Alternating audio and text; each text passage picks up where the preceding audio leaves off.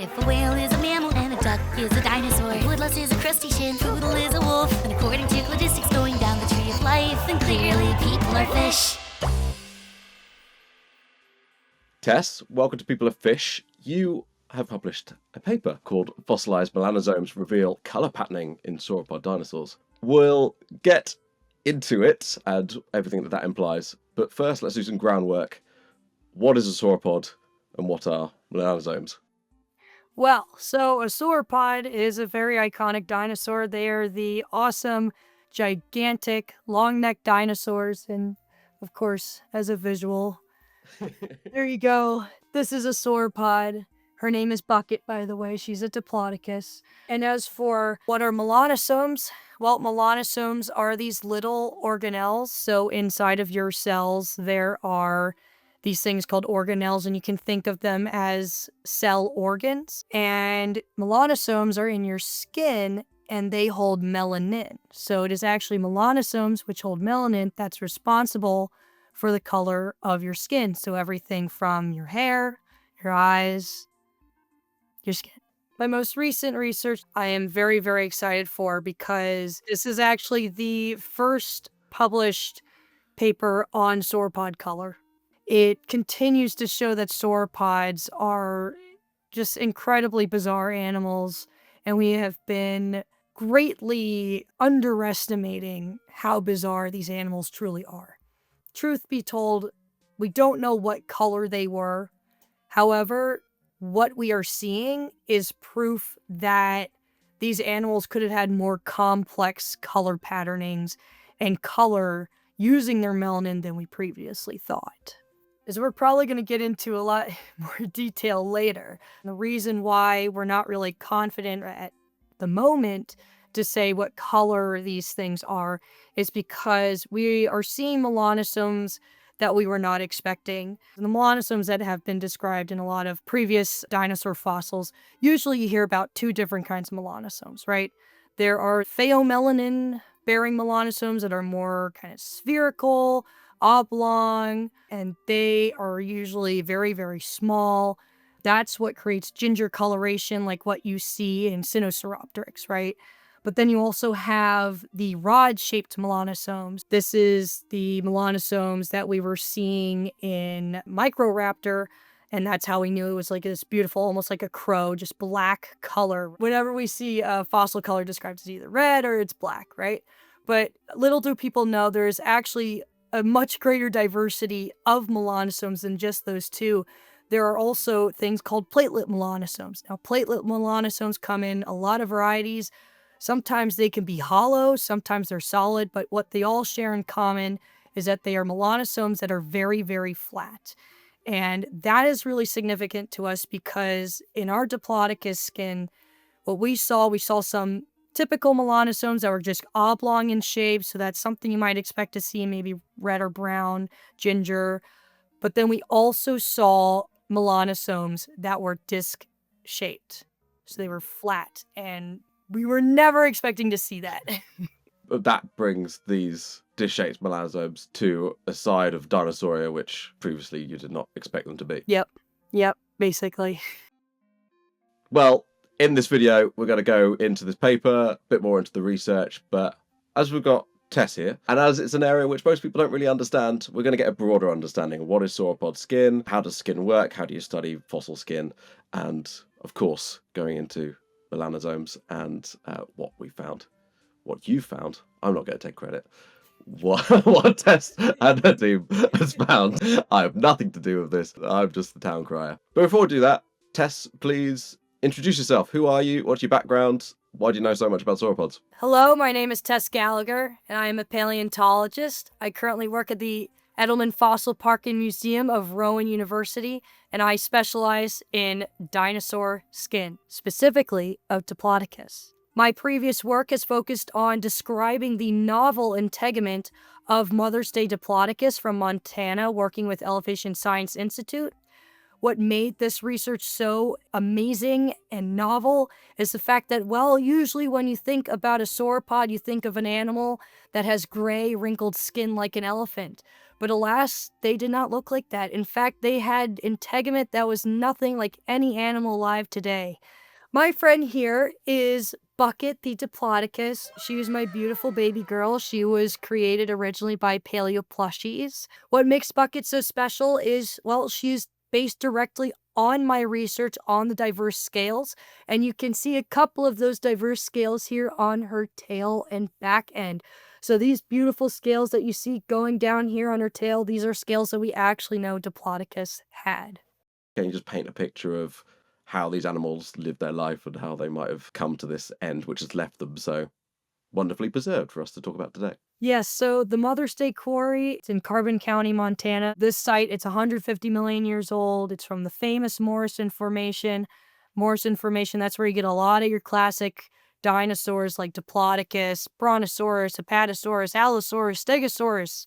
Loads and loads of classic animals. What's really interesting about this site is that it primarily consists of just Diplodocus, these juvenile Diplodocids. There has been some report of like maybe a stegosaur bone being found there, and a couple of allosaur teeth, and couple of like crustaceans and some plant fossils too. But for the most part, you're digging up Diplodocus there. Scientifically, it is so important, but any volunteer that's worked at Mother's Day will kind of roll their eyes about it because it is literally just Diplodocus.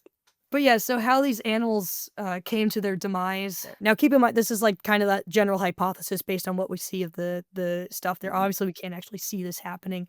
So keep that in mind. But our current hypothesis of what happened is that we have this herd of animals, up to 16 animals, that vary in age, but they're all juveniles. Now, of course, keep in mind when I say juveniles, I am talking about a sauropod here. So juvenile means biggest, as big as an elephant, smallest, maybe deer to cow sized.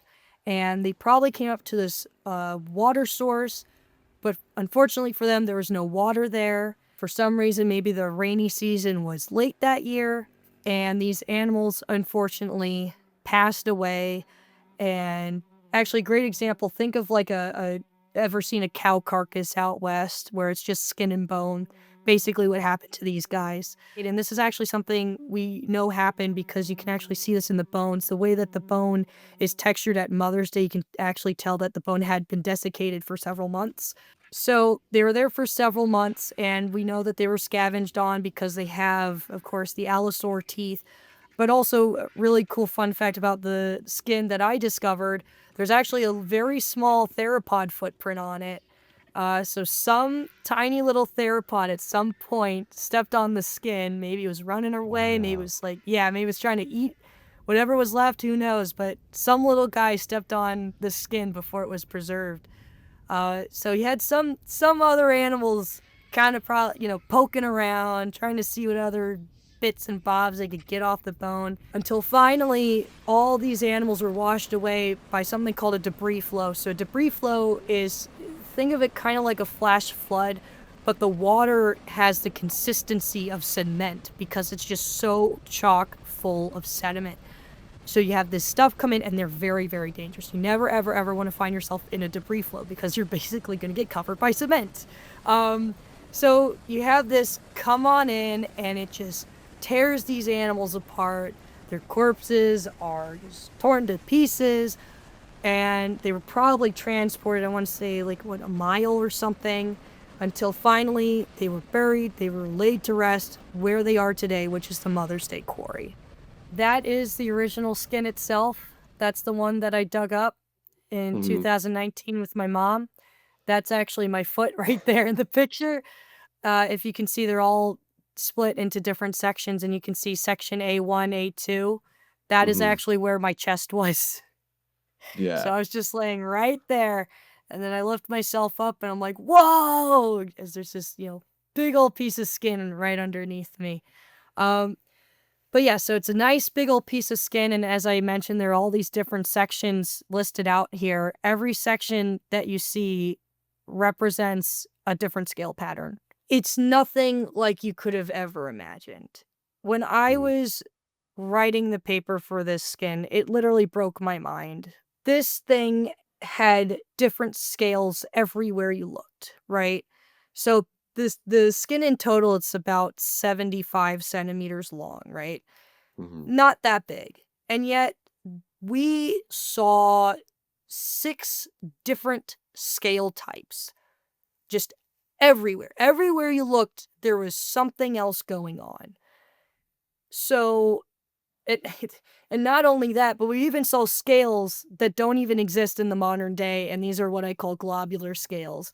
So globular scales came from what we believe could have been the shoulder, and these are scales that I like to describe as basically looking like a bunch of jelly beans, or as Matt Weddle recently pointed out to me, they're almost like smoothed Tetris pieces that are just kind of stacked and folded around each other. No animal has scales like that in the modern day, so seeing something like that, it really boggled my mind. What's really important to note about the skin, and this is something that I think a lot of people misunderstand about this research, the scales are very small. The biggest scales that we have from the specimen are about 1 centimeter, and I think a lot of people get confused by that and say, oh, these are really small, right? Because there's another myth in paleo that the scales are too small to see from far away. But they don't see the context that this is from a very small juvenile animal.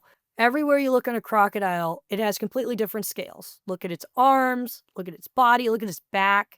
They're all different. So depending on what body part you're looking at, the scales are going to differ. And in this skin that I dug up, very similar pattern. It's almost like we are looking at, one part is the back of the animal, one part's the belly, one part's the shoulder, one part's the arm. Particularly, I want to talk about the hexagonal scales. So hexagonal scales are the most common type of scales that you see with dinosaurs. Even modern day birds have hexagonal scales.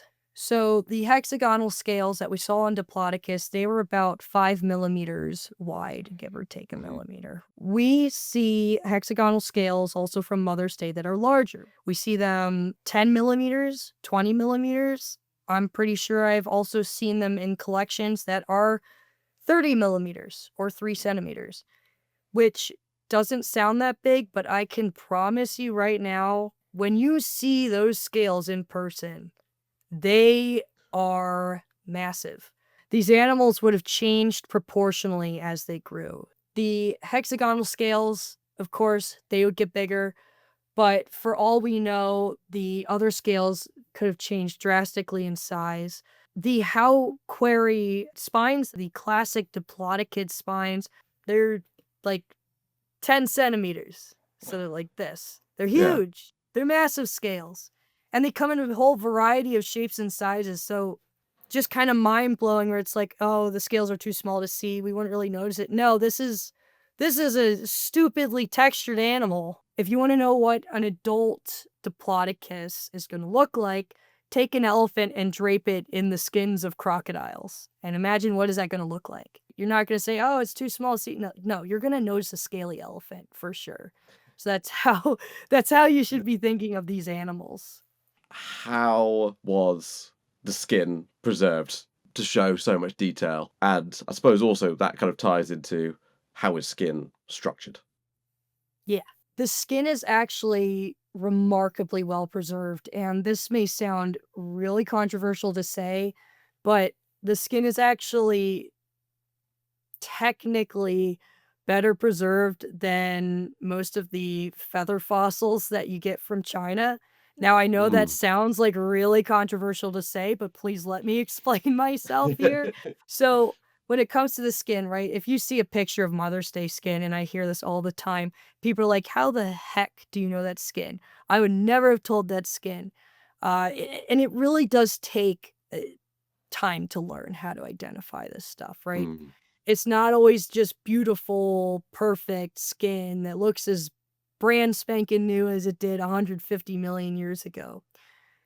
However, when you look at the skin on a cellular level, it is 3-dimensionally preserved. Now, the feather fossils that you get from China, like, the famous Anchiornis, Microraptor, Sinosauropteryx, these fossils are actually not preserved 3-dimensionally. They no longer have the anatomy of the feather. So feathers are incredibly complex structures. They have all sorts of spongy, evolutionary engineering, right? They're really complex. There's a lot of layers to their anatomy. But when you look at a feather fossil, all that's basically left behind is the melanin and occasionally calcium phosphate, which is secondarily preserved. But there's no more three-dimensional anatomy. You don't see that spongy keratin with the layers. It's all just mushed down together. It's just a melanin mat of where the feather used to be.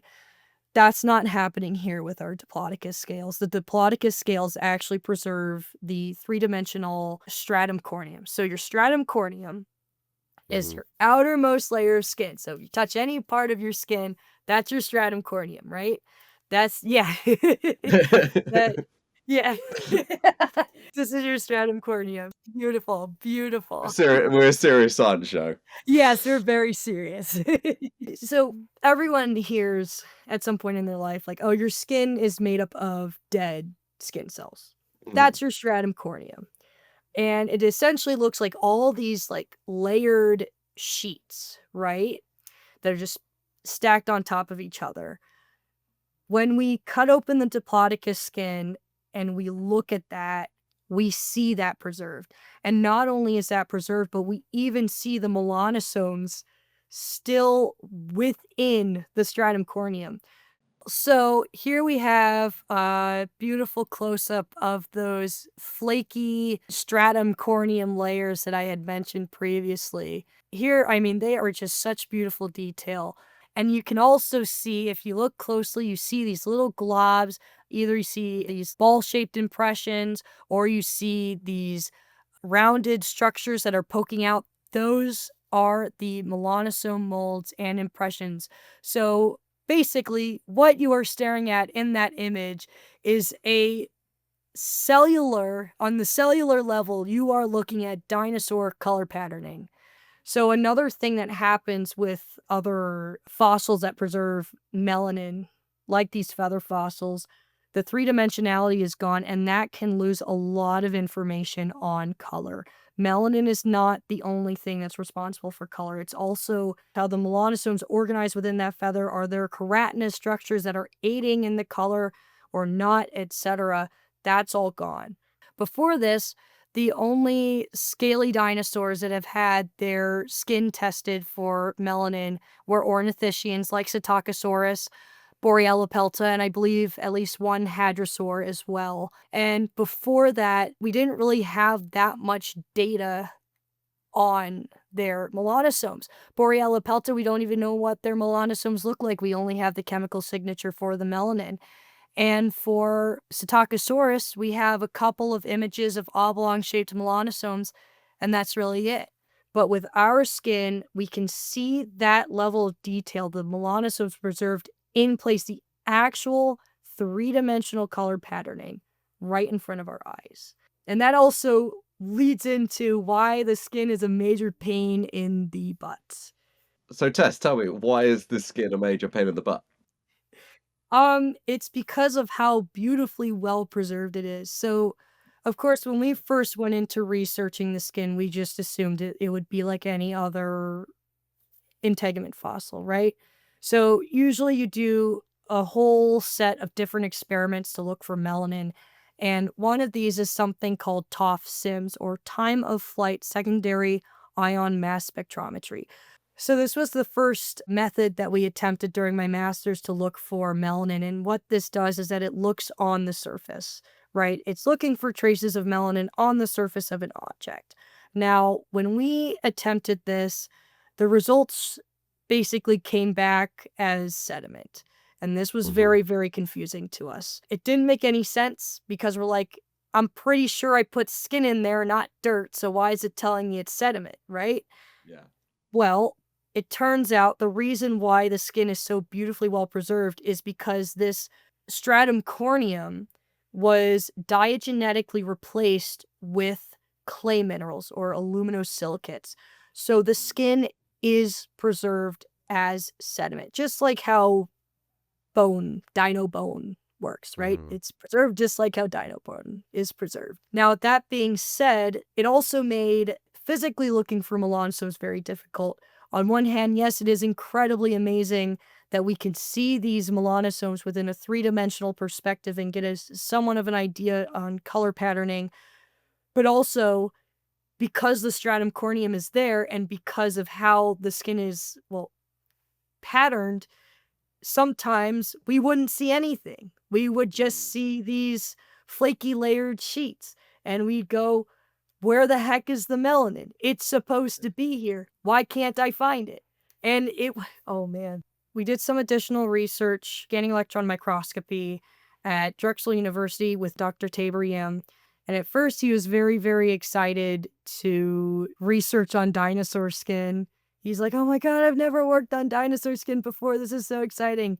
And then like 3 hours in, he's like, I don't think I could be a paleontologist. I felt so bad for him. But What about the skin turned him off?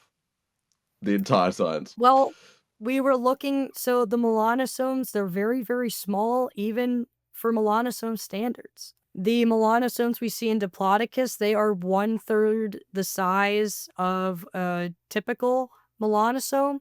So they're very, very tiny, and they're being obscured by this stratum corneum, the fossilized stratum corneum. On top of that, because of the elements that are in the Diplodocus skin, so there's, of course, the clay minerals, but sometimes it can have surprise other things. Now, why are there surprise other things? I'm not really sure. It's just to do with the sediment that it's in. But with scanning electron microscopy, if you have something that is very conductive, it can mess with the imaging. So sometimes we would go, ooh, we're going to zoom in on this one part and see all these nice details. And then we zoom in and it's just white. Just flashbang in our face. And we're like, God damn it, this stupid element in this dinosaur skin, and you never know what you're gonna find. Like sometimes it really is just like a matter of luck. So it's just a combination of these things that make the skin really difficult to work on. But another thing that we noted in our paper is that there are a couple of previous dinosaur skin papers, specifically on scales, that either report only the chemical signature for melanin, or they say that they didn't find the chemical signature, nor did they find any melanosome impressions, and they just say it's not preserved, right? Well, with all of the mess that we went through with our skin, we're kind of wondering, well, maybe that's not correct in those previous studies. It is absolutely possible that that stuff could still be there. It's just being obscured because of how well preserved the skin is. So we do make a note of that in our paper. Like, hey, if you guys ever do another study, you should keep this in mind, because for us, it was a major pain in the neck to look for this stuff. And even though the Diplodocus skin was a real pain to work with, it was just so worth it in the end. I mean, when you just see those melanosomes for the first time, it's like, holy crap, man. That is dinosaur color patterning, right? The image on the right are melanosome impressions. This was actually the very first melanosome impressions that we found when I was doing my master's in Bristol, and it was a very emotional moment. We only looked at 4 samples, right? Only 4 scales. So we don't know what the full body of this animal looked like. But due to the fact that we were struggling to find melanosomes, and that when we did find melanosomes, they were often in these big groups, tells us that there is, to some degree, some kind of speckling going on. Now, how thick was the speckling? Was it like numerous speckles, or was it just like a single freckle on a scale? We're not really sure, but for the most part, this is the most that we can really say on what the color patterning of this animal was.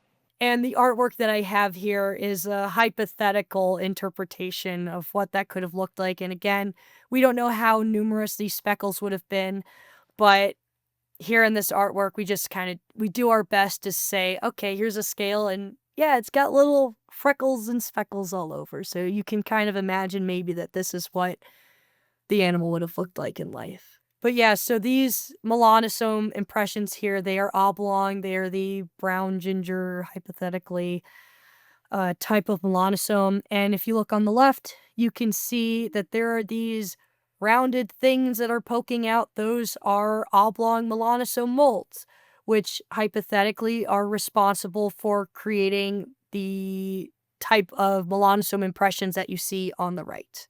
But what you can also see is that we have these impressions that look like rod-shaped impressions. And when we saw this originally, we were like, oh, cool, melanosome diversity. They also had rod-shaped melanosomes.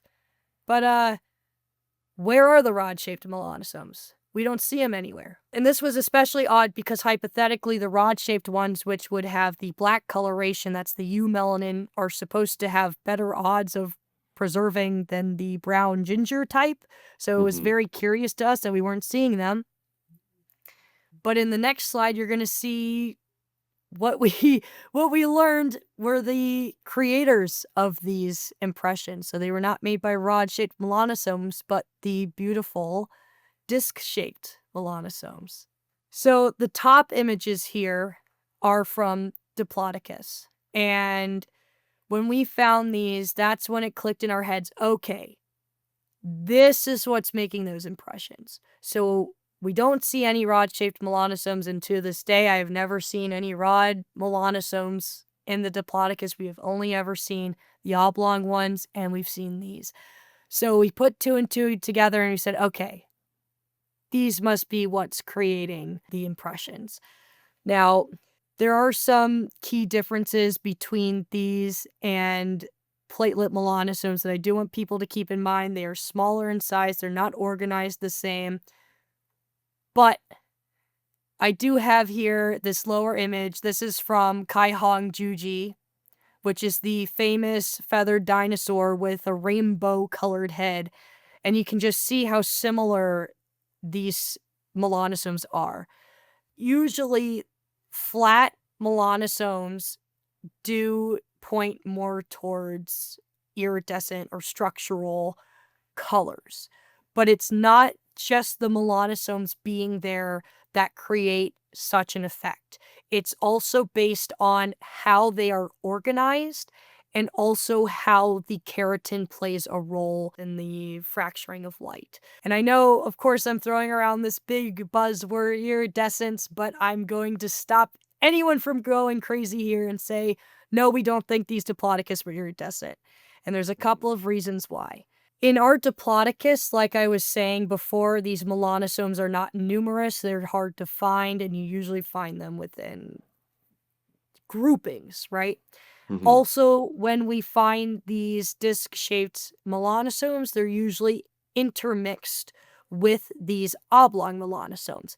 Now, in birds that have platelet melanosomes that are responsible for the iridescence, they are very, very thickly stacked within the feather. And this is, of course, to help with more light reflectance, right? But on top of that, it ultimately depends on the bird that you're talking about, because I was mentioning before, sometimes platelet melanosomes can also be hollow, and that also plays a role in how the iridescence works, right? But some birds also have intricate keratinous structures within their feathers that work along with the melanosomes to create even more iridescence. There's just a lot going on with how the light is reflected. And with what we're seeing, we don't think that these melanosomes would have been creating any crazy reflected colors. Now, what we draw from this, though, and what it says about sauropods and dinosaurs as a whole is 2 things.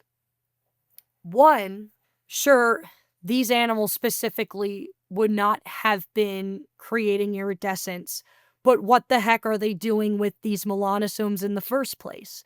When did they evolve these? Why did they evolve these?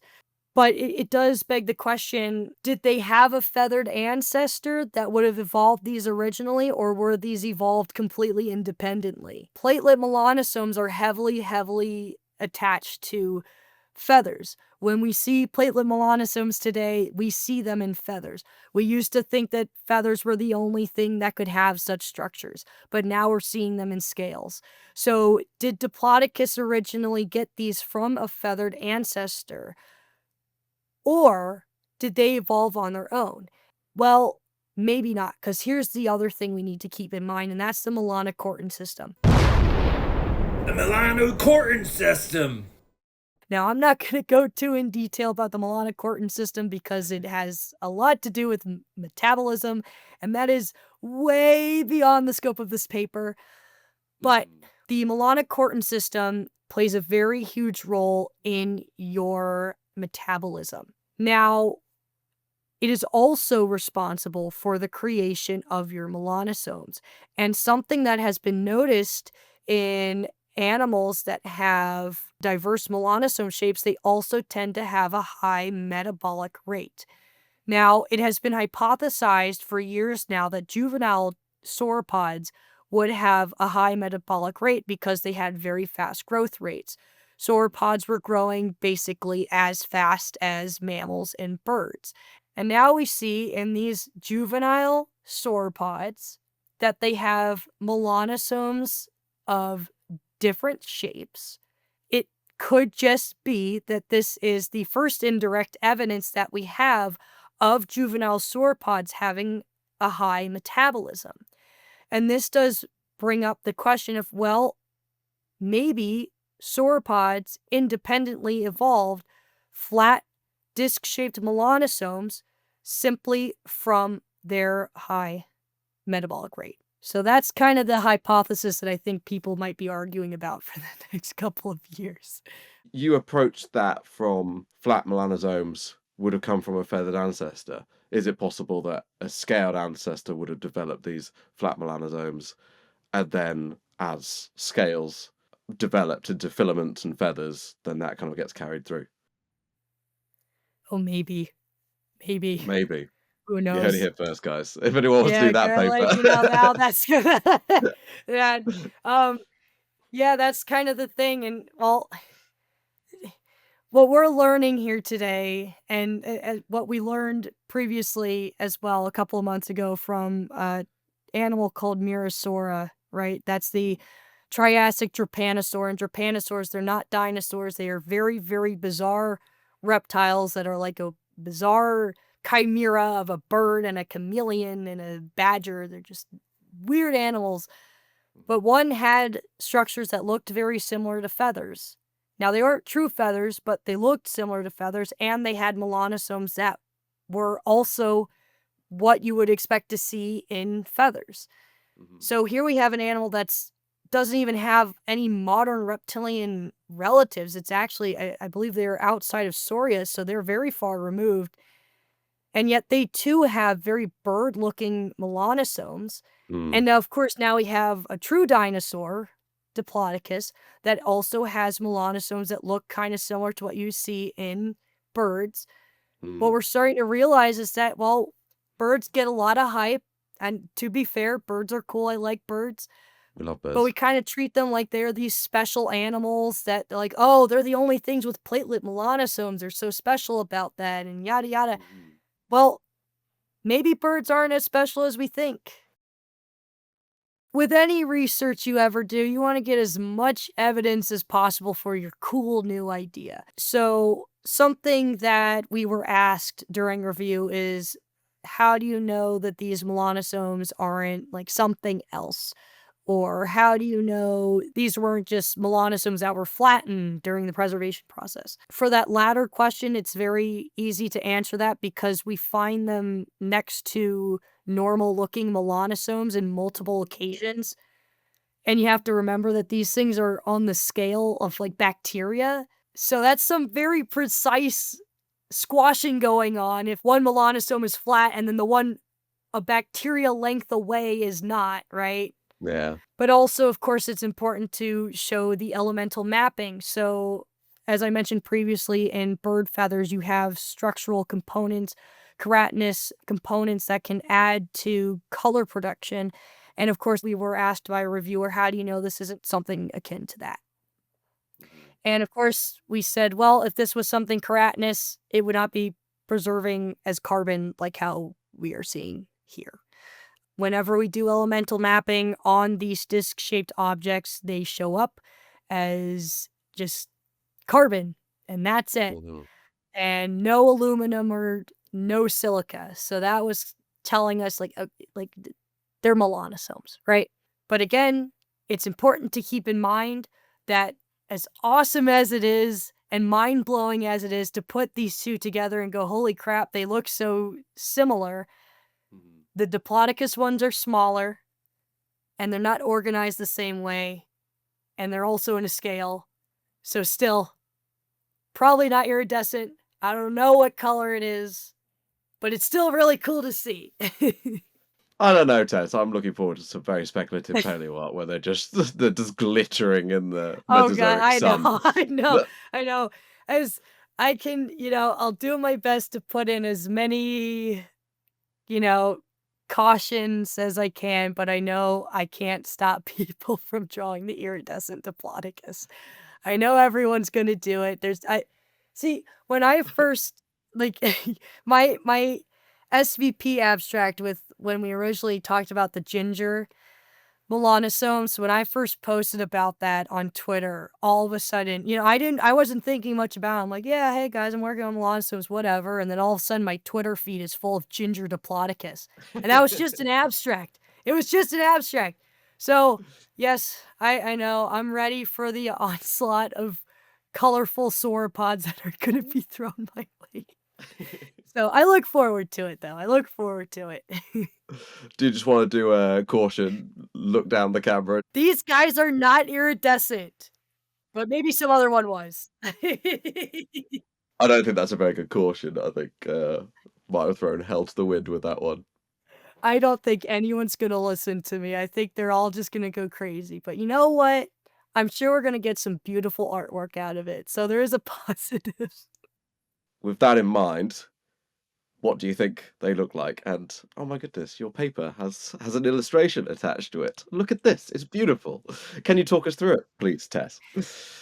Yes, of course. So I can't take credit for at least the color patterning. So I did draw this myself. I am also a Whoa. paleo artist. So We like paleo Thank artists you. on this show. It's one of our favourite things. yeah. Yes, I love doing artwork, and of course, I needed to draw my beloved Mother's Day Diplodocus. So I did all the detailing and everything, but I did not conceptualize the color patterning. So, why am I showing this animal with this really cool color patterning? Well, this is thanks to Michael Chapone. So, a couple of months ago, I was trying to come up with paleoart for this manuscript, but I found myself kind of hitting a wall because I'm like, well, we don't know what color it is. The most that we can say is that it had some speckles, but I also feel like there should be paleoart to go with this if there's a press release. So how do I go about reconstructing an animal where I'm not giving it some crazy color that everyone's just going to assume is correct and copy and paste, but at the same time push forward this idea of like, hey, these animals could be kind of interesting color patternings, right?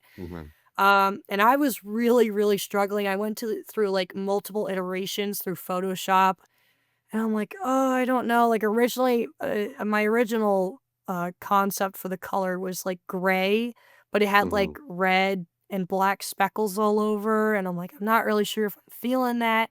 And then I was talking to Michael about it, like we're just in a Discord chat, and Michael's like, hey, could I give it a try? I'm like, sure. So he drew over, it was a silhouette of a Diplodocus, and then he posted, and he's like, oh, if you want to change anything, just let me know, but maybe you could do something like this. And the second I saw him, like, dude, that's perfect. So I just immediately used it. I used it in this, and I also used it in a Blender model, or a model that I sculpted in Blender that is also being used for press release artwork, which I will also send you later. But yeah, so that's where we came up with this idea for the color patterning. So we're not saying that Diplodocus actually looked anything like this whatsoever, but we are showing an animal that, hey, it's got some interesting colors. Hey, it's not gray. It's got cool color patternings, and it's got some speckles here and there. So maybe it could look something like this. But it is, just one option within a whole plethora, but billions of options that we could have for the color patterning of these animals. Yeah. What colours are on the table? What might be off? I know it's very difficult to work out patterns and things, but is there any kind of indication? So purely in terms of the melanin, brown and ginger are still kind of on the table. But this actually leads us to another issue that we ran into with color patterning. So on one hand, their melanosomes are really small, and because they're small, that fits more within the realm of being ginger and brown in color. However, we recorded the average size of some of these melanosomes in the different specimens, and Dan Folks was a big help with this as well. He basically created the scatter plot. So we recorded the sizes, we put them in an Excel sheet, got the average, and then he set up this whole list of bird melanosome sizes and reptile melanosome sizes from a previous study in 2014. And then we basically just added it to that scatter plot and kind of saw where they fit. So when we only had the birds on there, it was sitting comfortably. The Diplodocus melanosomes were sitting comfortably within the ginger melanosomes. And at the time, we're like, oh, it's ginger. Some people may remember that a few years ago, I had a poster that was called something like Dippy Long Stockings, because at the time we did think it was ginger, and technically that is still a possibility. But then we added reptile data to it. And to be fair, there's not a lot of reptile data out there. When hold on, wait a minute, let me back up. Non-avian reptile. Sorry, let me specify that. Non-avian reptile scales is what I meant to say. Yes. Everyone studies the birds. Yep, exactly. So we added data again from the same paper from 2014. It's not a lot of data. I think it's like 30 reptiles, right? So it's not that much. But we did notice that in that data, one of the black melanosomes from the non-avian reptiles was also landing pretty close to the Diplodocus, and that was from a black caiman. And that's when we started to realize, okay, that complicates things. So on one hand, Diplodocus melanosomes are close in size to ginger and brown birds. And of course, birds are the closer relatives, but these colors are coming from feathers. Versus the black caiman, while not as closely related, that data is coming from scales. So now we're kind of like, which one do we trust? I don't know. We don't really have enough data at the moment to say. So for the time being, we're just like, you know what? In this reconstruction, ginger and black it is. If you're stuck between two options, pick both. Yeah, basically. Yeah. Thank you so much for coming on the show. Thank you for, just letting us talk through. It's always great to, a paper always drops sometimes, and sometimes you just really want to hear it from somebody's mouth. So I'm really glad you've been able to come on and just talk through this very exciting thing and confirm and deny what it might mean in regards to colour and shininess. We're concluding now. We're done. Plug yourself. Yes, so you can follow me at Twitter. I believe I go by Tessosaurus Rex. You can also follow me on Instagram, Tessosaurus, and fingers crossed, get myself into a PhD program soon too. Fingers crossed. Can't wait to see what you do next. Tess, thank you so much. Thanks for talking, and chat soon. All right, awesome. Thank you.